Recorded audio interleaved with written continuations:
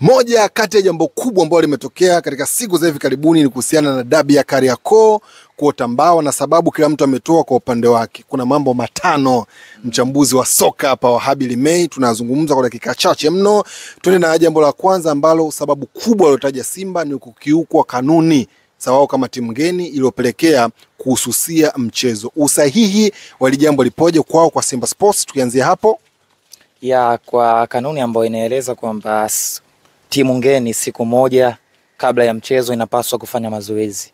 Ni kweli Simba walipaswa kufanya mazoezi katika uwanja ambao kesho yake wangeenda kucheza mpira. Lakini kwa kitu ambacho wenyeji wa mchezo ambao ni Yanga, mamlaka pia ambao walikuwa wanasimamia uwanja walipaswa kupatiwa taarifa. Lakini kwa taarifa ambazo zimetambaa mitandaoni ni kwamba klabu ya Simba haikutoa taarifa. Na tunajua kwamba duniani kote timu zote ambazo huwa zinatakiwa kwenda mazoezini ama kwenda mazoezini kwa mwenyeji unapaswa kutoa taarifa. Hata wewe huwezi kwenda kwa mtu bila kutoa taarifa. Lakini kwa soka letu la Tanzania si kawaida kwa hivi vilabu kufanya mazoezi jioni. Mfano halisi ni Young Africans, mechi ya kwanza hakwenda kufanya mazoezi katika uwanja wa Mkapa, na tukusikia taarifa yoyote na tukusikia kelele zozote. Kwa hiyo hii upo kwenye side gani? Simba wamekosea, Yanga wapo sahihi, wewe unajiweka kwenye eneo gani? Mimi najiweka kwenye eneo, tuseme najiweka kwenye eneo la katikati. Kwa nini? Simba walipaswa kutoa taarifa. Cha pili, baada ya Simba kufika pale, mamlaka ilipaswa kufika pale na kutafuta solution ya kuwaingiza Simba wafanye mazoezi. Lakini hawakufanya hivyo. Alipigiwa meneja wa uwanja, na pia wale mabouncer wa Yanga ambao walikuwa nje walipaswa kuja vyombo vya usalama ambavyo vilitakiwa kuwaruhusu Simba waingie kufanya mazoezi, lakini meneja wa uwanja hakufika. Hakuna mtu ambaye mwenye mamlaka alifika pale. Ina maana waliruhusu ili ghasia iendelee pale. Sawa.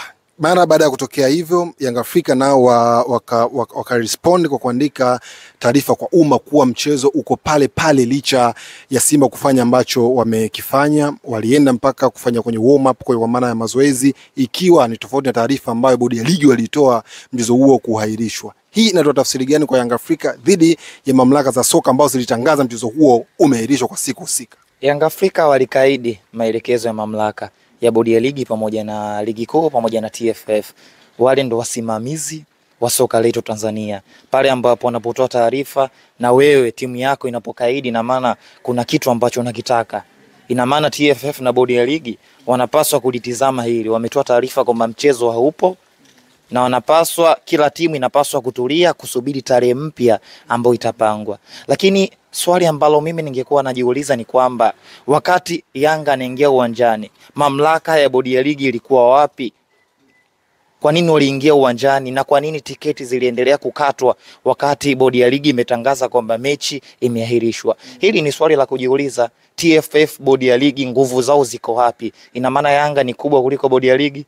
Ina maana Yanga ni kubwa kuliko kina Almas Kasongo? Kuna hilo swali la kujiuliza hapo. Walikuwa wapi? Tunawauliza wao sasa, walikuwa wapi?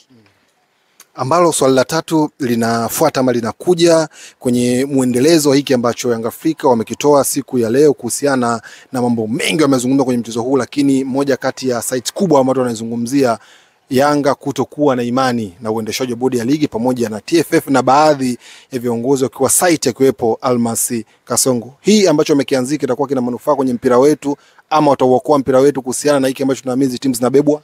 Na weekend watu wengi wamekuwa wakifuatilia kanuni, wanasheria wamekuwa wakizungumza, tumekuwa tukiwapa masikio watu wengi ambao wana elimu kuhusiana na hizi kanuni. Lakini kwa kitu ambacho kilichotokea siku ya juzi na mchezo kaahirishwa,